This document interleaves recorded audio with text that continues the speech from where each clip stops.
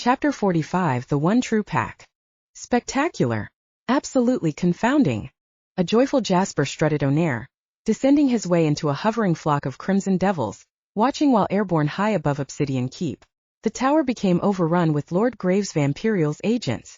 Reaching the Red Baron Amarian, Jasper posed prim and proper as he and the Red Baron remained hidden within the concealing shadows lurking the clouds of the night. Theatrical at best. Jasper illustrated. Obsidian Keep was becoming another of Twilight City's mini-gang war zones. A Kushnik king falls again. The perfect example of Pride's impending ruination. Isn't that right, Omarios? The Red Baron ignored his real name sliding out of Jasper's lips. Something else affected him. The strange and eccentric Vampirial appeared different. Jasper's ears were short and round like a human's.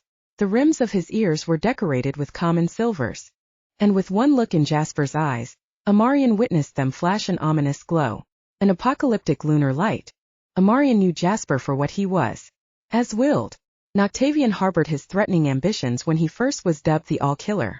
Then again, perhaps its plagued origins germinated during the spark of his inception as a Kushnik. He was born into it. The toxic greed to exceed is a forever curse with these betches. Jasper wiggled a jeweled and exact finger. Such is the case with evolution. It is a fantastic journey of unending completion. Perfectionist hell. Noctavion aced that role to perfection. He suddenly stroked his long chin hairs. Amazed himself. Such peculiar irony. He continued his strut, turning to face the Red Baron. They both were flashily dressed. Only Jasper appeared like an overly glorified pimp. He curiously leaned forward. And isn't that what you also crave? The Red Baron challenged Jasper's stare. The now wolven pimp had eyes as dark as the abyss. They were not normal. Jasper was ignored. The Red Baron drifted around him, watching Noctavion struggle to live. He believed that the Lord of Crime had ultimately recognized that he was no different from humans' mortality. I do not wish to control the city. The fancy pimp kept his back toward the studying Amarian. Or, as he called him by his proper name, Omarios. The Crimson Devils before Jasper tried to ignore him as well, but the wingless pimp confused them. They were uncertain if he were one of the rare mages. Or something else entirely. The entirely was clearly in the unknown. They knew that Jasper knew their leader by his private name. The name he had since the beginning of his birth as a Vampirial. That made him as old as the root-infested dirt that the first Vampirials crawled out of. Or as old as the first wolves who howled on the full moon, evolving into the first werewolves, the Wolven. Who knew? None of them really. In the meantime, Jasper mentally danced on the words of the Red Baron and happy smiled. His silence told Amarian that he was satisfied. So be it, said Jasper. So be it indeed. Their ears were pulled to the oncoming zoom of engines and fury. Sharpening their look, Jasper and Amarian discovered the streets encroaching into Noctavion's domain were hit by not only gang gunfire but the makings of extreme speed. Street racers cutting through the streets. Pandemona, Fenrir and its Rough Rider, Sapphire Crush, and two more racers swooshing in out of nowhere. Chaser and Sylphie. The supermodded outrunners snaked through the frenzy of cars, humans, police, and the warring Wolven and Vampirials. More cars arrived. Joining the crusade. Azima's Banshee screamed into the fray with an army of souped-up sportskas tagging behind her. Jasper was in awe. The hot-tempered Pandemona was leading a horde. Destination. Obsidian Keep. Jasper let loose his best-ever chuckle. And here comes the heroes of the hour. Lovers reborn and their band of saviors. Or should I correctly say their one true pack. Chapter 46. Risking it all. Pandemona ferried destruction in her wake. Her black outer chassis scorched with hot darkness. Wheels spilling embers into the chaotic air. Headlights beaming a hellish red. She was a demon blazing through the streets of war.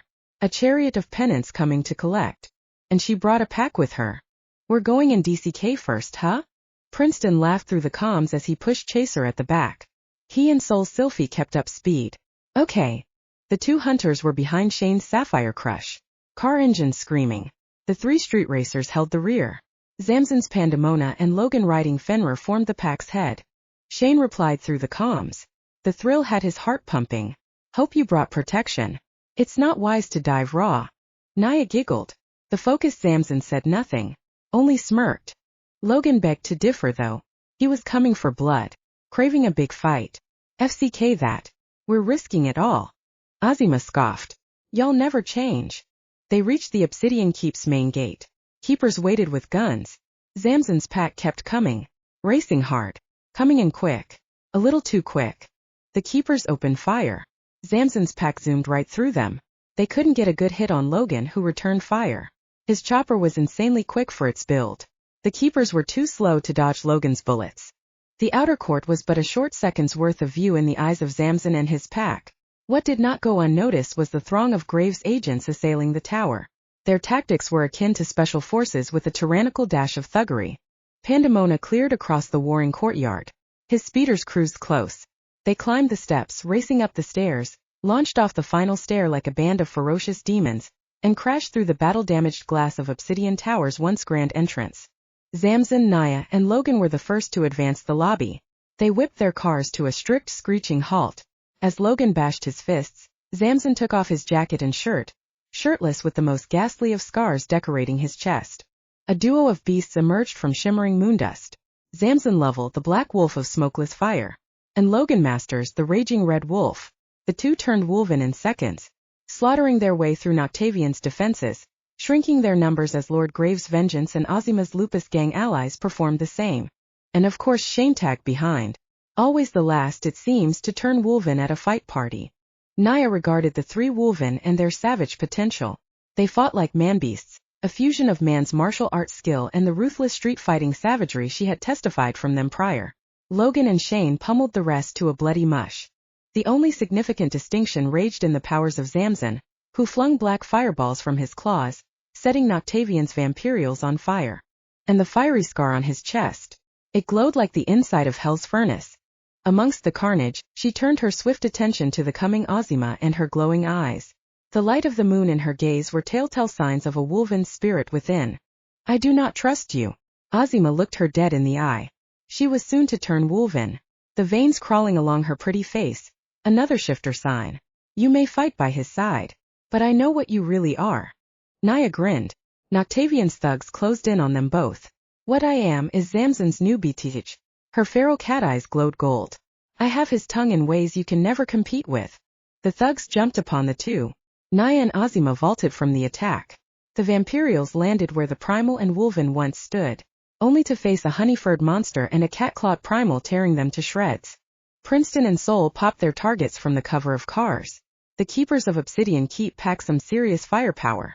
Looks like they have no regard for interior decorating, Princeton said, reloading to fire off again. He dropped two bodies.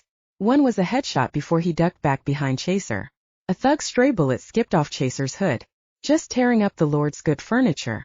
I was hoping to bring back a souvenir. We just demolished their entrance, Soul replied, returning fire. The thugs retreated to cover, shooting back, missing the evading Soul by a death's mere inch as she hid back behind Sylphie. We're no better. Princeton laughed. That was Zamson's idea. They pushed through the waves. Noctavion's followers knew how to shoot, how to fight, how to kill. Team Zamson achieved better.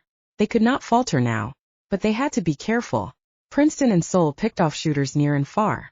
Snipers dropped as their nests were exposed, and those who acted like foot soldiers found a swift death by the claws and fangs of Lupus. The gang of wolven, another problem in itself. They were as big as Zamson and Logan and moved like a second pack detached from Zamson's rampage. Their strategy: divide and conquer.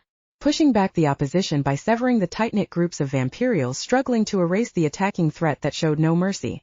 Their hesitation was non-existent, for any of them could die at any moment. It still did nothing to prevent Zamson's pack.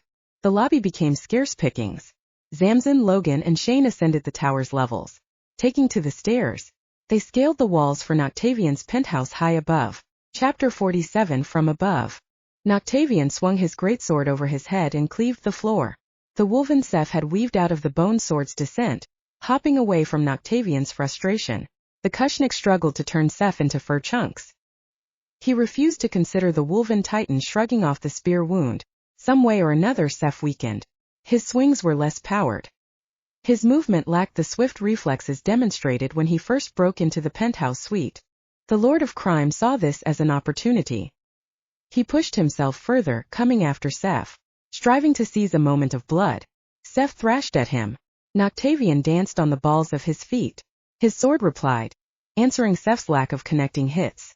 They both were fighting to hit the other, until Seth found his fist smashing into the flat of Noctavion's blade. The force of Seph's fist shoved Noctavion back. Noctavion hurried to regain posture. Seph was on him. Noctavion thrust his sword. An inch to the left caused Seph's right shoulder to draw blood. The sting of Noctavion's sword was nothing. That little slash was no rival to the wound that blistered through his shoulder from the spear. Perhaps the same could be said for Noctavion's face caught in Seph's clutch. His whole palm smothered the Kushnik's face. Noctavion snarled as he was pinned to the floor. His sword arm caught by Seph's grip. Seph hammered a fist into Noctavion's face. Each thunderous punch broke the floor beneath Noctavion's hard head. If Seph was going to win, he had to break the Kushnik's foul spirit. Stop him from lifting a finger. His fist pounded Noctavion's skull until he ceased all movement. One final punch descended upon the crime lord. A dark fist stopped Seph's knuckles. Noctavion's eyes exploded red. His nails extended into Seph's fist, piercing flesh, bringing the Hulk to grunt. Until Noctavion pulled Seph's fist to his mouth, biting a chunk of him. For fangs down. Seph howled. Shards of intense pain ripped through his nerves. He hopped off of the rising Noctavion. The glare of a Kushnik torched a crimson flame. That flame slithered over him, increasing his strength, thrusting him forward. The Kushnik who couldn't afford to lose sailed right into the aggravated Seph. A Kushnik's bite was an indescribable pain. A grim hot light washed over the advancing Noctavion, its abnormal light harrowing to the senses. Seph sprung from the ill-tempered flash as a black fireball banged into Noctavion, sending him hurtling across the open suite. Seph shook his agonizing claw. He snorted in irritation before laying eyes on the big red wolfman that was Logan. The smaller wolven was the slim-muscled Shane, and a shirtless Zamson, who decided his human self was the best portrayal as his scar roasted like a portal into hell. And a single black flame danced in the palm of his wolven-shaped hand. Seph narrowed his gaze. This must be the one his lord mentioned. The black wolf whose fire bore no smoke and was as black as the seething void. There was no time to be baffled by Zamson's demonic arrival. The unseen energy to radiate off of Zamson's form ensured Seph that Zamson was far from a devil. A searing Noctavion rose to his feet. He was hunched over. Smoky. Rugged. His clawed-up suit now burned. Great wings expanded to their threatening limits, flapping off what char residue once remained from the blast. Sir Lovell, Noctavion spat blood. Seph pummeled his face and well. It took a bit for his face to repair. At least his mouth was capable of words. I knew you were the correct choice. It's all so collectively clear now. Geez, said Logan. Noctavion's face gave Logan a disgusting look and groan, noting the giant wolven's doing. There's no way that bloody prick could survive that. Shane snorted a disgusted grunt. And I thought these motherfangers were too pretty to look this ugly. Seph grunted. He believed the same. Noctavion stretched his sword arm at them. Yes, it's all clear to me now. I unwittingly brought you two together. He gave them a sick grin. That fking Countessa was onto something. And here you are. The deceased lover of Sakita Andreas. King of Sablewolves reborn. I take it those are your last words? Zamson wasn't one for villainous speeches, despite how Noctavion just planted something in mind for him to ponder later. He was too busy planning to fling a wild fireball at Noctavion's head. Noctavion scoffed. Straight to the point. No time to talk. Fair. He readied his blade. Wings stretched high. Legs stretched and rooted the floor just right. His posture begged for trouble. The three wolven were not fools. They perceived the Kushnik's deceptive stance. I suppose you will never know the truth, said Noctavion, considering how your deaths will be by my hand. The four wolven circled him. Noctavion kept still. To move an inch could cost him. To break his stance meant weakness in the eyes of three beasts looking to dismember the Lord of Crime himself. And he was a true lord of its name. Twilight City was under his control. Not the city officials. Not the human mayor. It was all Noctavion, controlling the super metropolis for years. Generations. Eras. Way before humanity became the advanced cluster that many have come to accept and embrace. A neon-lit creature of its own sins and hope. A living, breathing entity of urban anarchy shaped by greed and corruption. And death. Especially from above. Noctavion broke form, turning on the ball end of his feet to spot the winged Naia descending on him. From above. Chapter 48 Full Circle. Noctavion croaked an ugly snarl as his head shattered through the marble floor. Naia's foot crashed against his face with disastrous speed, sending them both through the penthouse floor, bringing Zamson, Logan, Shane and Seph down with them. The force was too great. The wolvens grunted and cursed as they descended with them. They crashed through each level. Naia led the destruction. The depth and force behind her cute but powerful foot continued to smash Noctavion's head through each story, until ultimately slamming the dumbfounded Kushnik into Obsidian Keep's ground floor, startling the last of Noctavion's thugs thinned out by their intruders. The wolven were covered in the rubble. Noctavion's red aura flickered and waned. His wings twitched, struggling to flap. The Kushnik was knocked into submission. His back was in excruciating pain. Naia shrieked with rage. Her vengeance was coming to an end. To think that Noctavion would steal her ascension? The Lord of Crime believed himself worthy. He should know better. Naia was no fool. And Noctavion was no pushover. A red spark went off in his eyes. His determination denied Naia's revenge.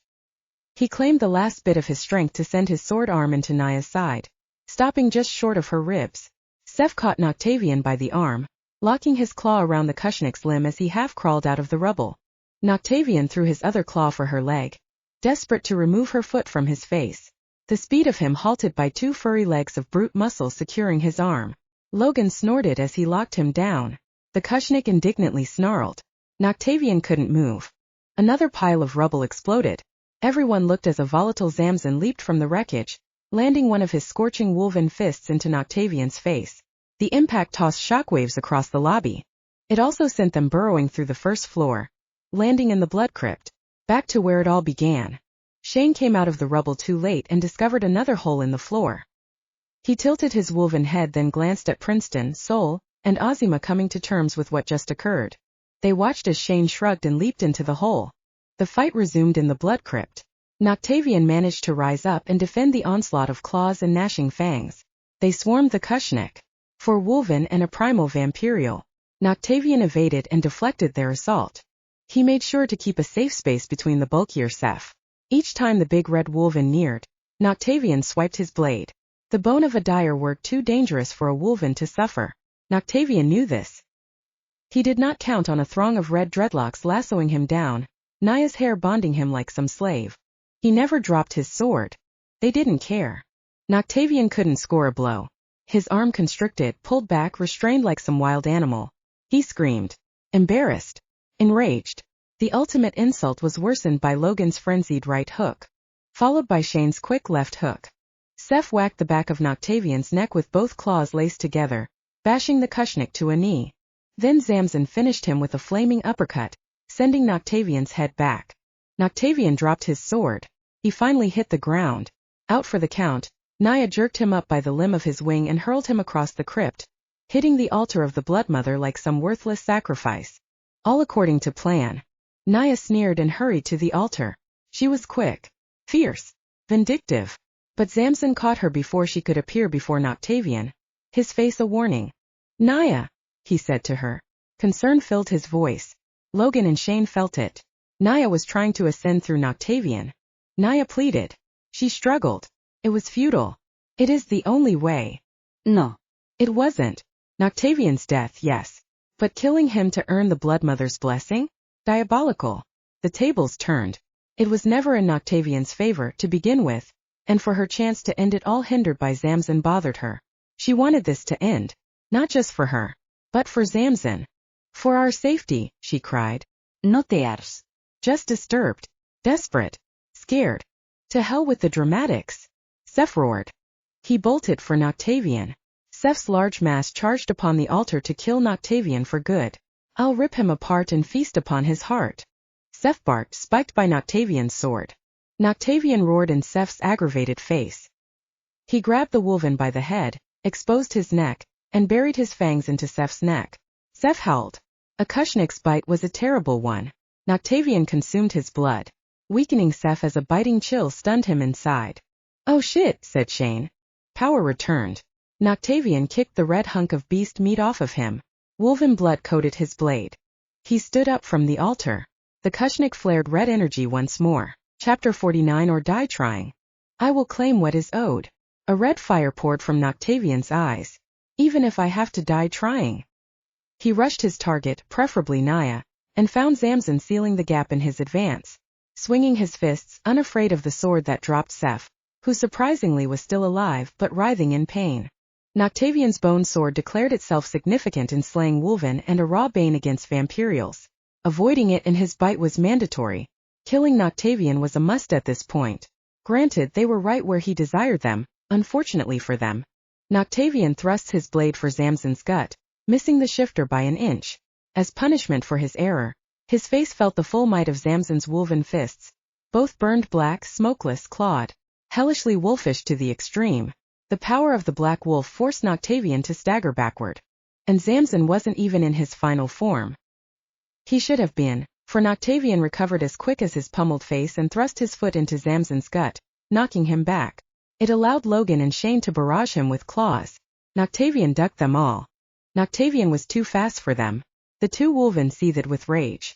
Each swipe of the claws caught air. The Kushnik was there 1 second, then gone the next. He couldn't bring his blade to deliver a good hit. All he had mustered was a good evasion step. He danced around the two wolven until he twisted his stance, swung his sword upward, and left a good line of bleeding red across Shane's back, sending the wolven wailing from the sting. Logan returned for a hit, leaping for Noctavion. He was open. Noctavion shielded himself with his wings. Noctavion roared. "You can not win." He snapped them open just in time to send a shockwave of energy forward. The wing blast shoved Logan away with an unrelenting force so massive that debris flew with it, beating against Naia's wings that shielded her, as well. The Curated primal hissed in annoyance. Noctavion's confidence was beginning to be a thorn in her side. She unfolded her wings from her front and charged ahead. Noctavion positioned his blade. He sprung from his feet, twisting his form to swing his sword. It became a plank of bone beneath Naia's nimble feet. She timed her jump. Noctavion didn't see it coming. Her foot caught his chin. Naia kicked his head upward with a sickening pop. His grunt sounded even worse. Far uglier the moment Naia's feet returned for his chest, beating him down as her legs stomped him back to the ground. But Noctavion had enough. He managed to catch one of her stomping feet by the leg, dragging her down. Naia kicked and thrashed about, failing to remove Noctavion as he, in a swift rush of abnormal speed, mounted her with sword heaving to pierce her chest. A claw pushed his head aside, exposing his neck. Black canines chomped his neck. Noctavion howled and reached for the black wolven's head. He realized who it was. The two struggled in a grappling frenzy as Zamson was full wolven. The heat of Zamson's intense frame smothered Noctavion as if baked in an oven forged from the bowels of hell. Zamson lifted him up, holding him. Tight claws locked him in place, all teeth ripping a chunk of flesh from his neck. Zamson swung him in his bite like a rag doll. The way canines chewed up their toys in an excited frenzy. Nothing was exciting about death. He tossed Noctavion into a pillar. The Kushnik crashed right through it. He attempted to rise, his sword yet to escape his clutch, but he couldn't get up in time to evade Zamson's rampage, who came for his sword arm. He yanked him up with brute strength to thrash Noctavion around like an enraged Hulk. Noctavion dropped his sword. The Kushnik was spent. The red aura blessed him with strength no more. What coursed through his veins, Seth's blood began to wane. Zamson claimed the Lord of Crime in both claws, pinning Noctavion's arms to his sides and looking the dazed Kushnik straight in the eyes. It was the last look Noctavion would ever see.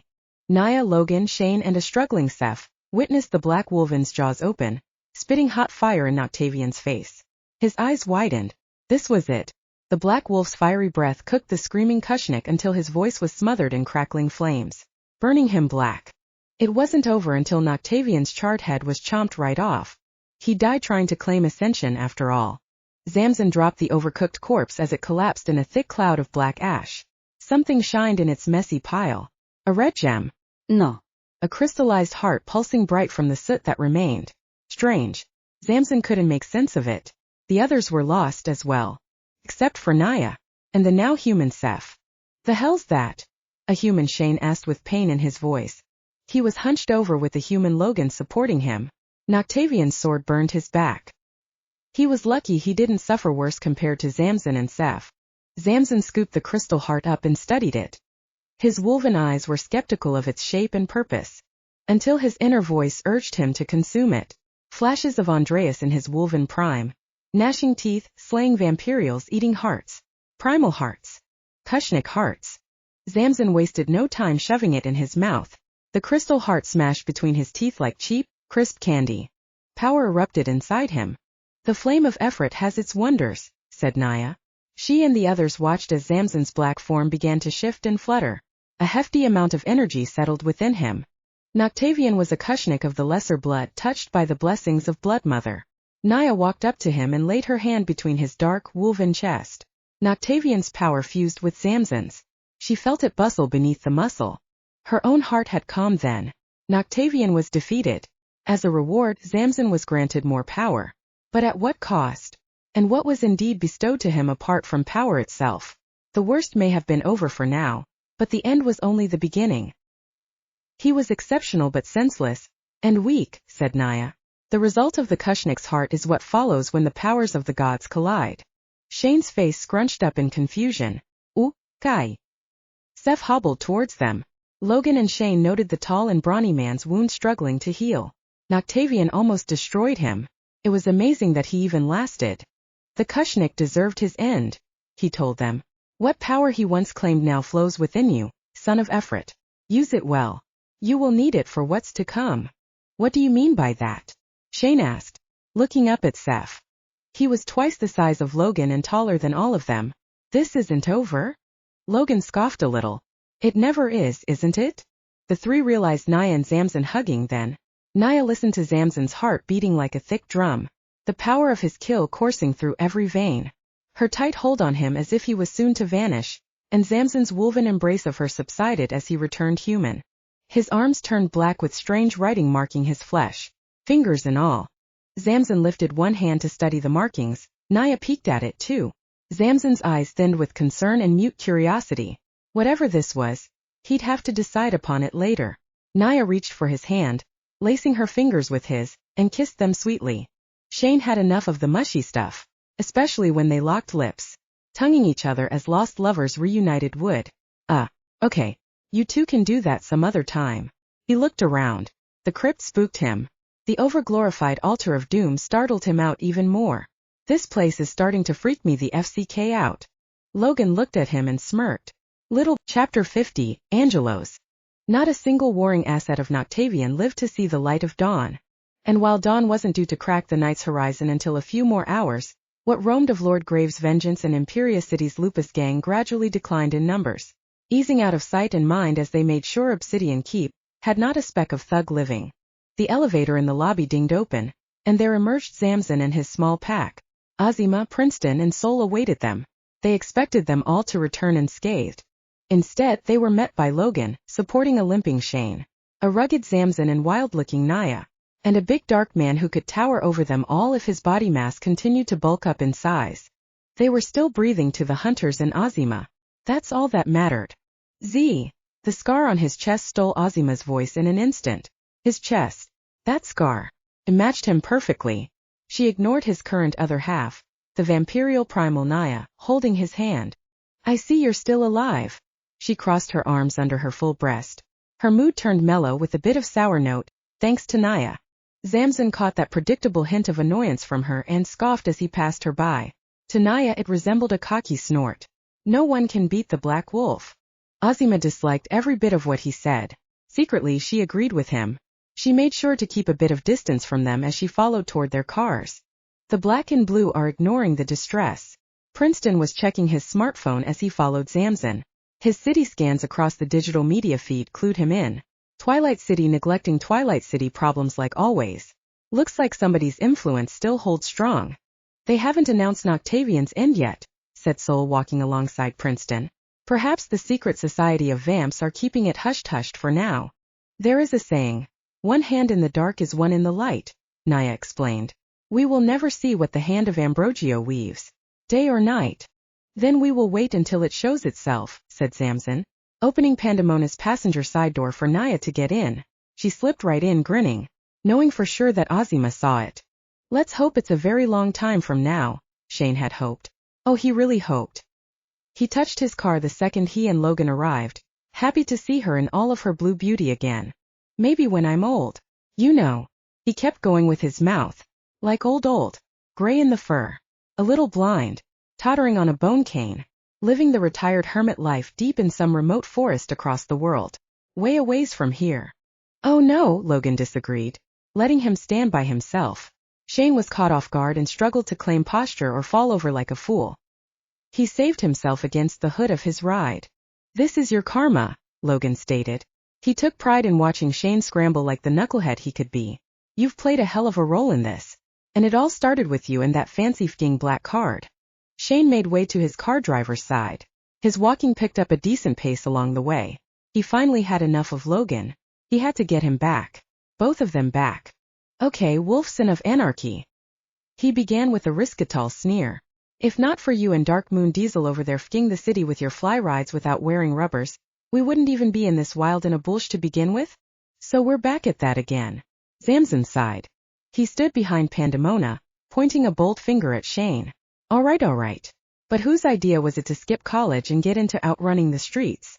Shane stirred his jaw from side to side as if chewing. He was actually stunned by Zamson's critical comeback. The silence at first was too telling to be ignored. He slipped into his car, smirking, defeated. "Touché. Everything was bright and pretty, like an emerald dream, a heaven on earth, a Garden of Eden." The courtyard resembled an exotic greenhouse, sealed in like a heavily secured park, walled and open sky, but more than just a forest spot, so to say. Alone on a stony path, an old pale-skinned man, an albino, so he appeared, with thick, curly gold hair and small pointed ears like broad short daggers, reached into his brown pouch and tossed white seeds across the lush grass. A flock of doves pecked where the seeds dropped. His aged demeanor strolled with carelessness and content mixed with a hint of ancient authority. The kind of old-fashioned influence that came with much wisdom and old-tempered power. That was to be expected and revered of Father Angelo's Lightbringer, Paladin's forerunner. "Father," Raven neared. She stayed behind him respectfully, bowing her head. The Kushnikar's decision to spare the Noctavion's life was revoked by his hand. The Lord of Crime has fallen. Twilight City approaches liberation. Angelos tugged a humble smile. It was uncertain if it were to the doves he fed or to the news he heard. "So, Gravos has finally slain one of the last Kushniks to spite him." He paused his stroll, thinking with an old man's grunt. "The others will know about this. They will not like this." "Not one bit." Raven agreed. "I can imagine, sir. If I understand correctly." He resumed his stroll. Raven followed. Angelo's pace was relatively reserved, moving without regard to time. "I recall old Gravos overlooking the Kushnik rebels provided that one of their own became a Talon. Ambrogio's compassion for all darkbloods has influenced him. Interesting to us. Disturbing to them." Raven pondered. The hand's current state could spell many variables. Others like Noctavion were mentioned many times in the past. With the Lord of Crime gone and Countessa safe Paladin territory, Raven could only foresee the inevitable threats more than likely plotting once the news spread of Noctavion's fall. And for that, Raven thought of those variables some more. It still does not remedy the lessers conspiring against him. Angelos respected her reflection on the matter. Darkbloods do more in fighting than they do against their natural foes. Those looking to overthrow the other could succeed, only to turn to the next big obstacle. "Try as they shall," he told her. "It will end in a bloody racket. Naturally. Tell me, my child, for I am convinced without uncertainty in my mind that the Primal has won her other half and are accountable for Noctavion's departure." Raven nodded. "You are correct, sir. The leader of Paladin figured as much." He smiled from that clarification, knowingly nodding to its credit. This could not be Holy Gravos' doing indeed. Imagine a primal ascendant whose retired form was a Kushnik. The Kushnik aspired to ascend beyond the Kushnikar. One step ahead of the dark curve. That would spell grave jeopardy for us all. The primal and her wolven companion did arrive at Noctavion's coven soon after. Raven made sure her leader understood the full scope in the most precise explanation possible. Lord Gravos' guardian commenced the strike. As a result, Sapphiro suffered severe wounds. Noctavion was eliminated by the Black Wolf, who has awakened. Angelos slightly looked up, ignoring the birds. He was staring off into the bright and green distance. There was a stirring in his silence. Raven hasn't felt that provoked air from him in a long time. "And so a son of Efrat has rekindled his flame," he said. "He was done with the birds for now. If this chain of events persists, then it too will awaken. Vigilance is in order. We are coming upon terrible times. Something we are quite familiar with long ago. Monsters of the unknown stirring from their slumber, dreaming no more. The humans will surely claim it as the end of days. I intend not to live another cycle of it."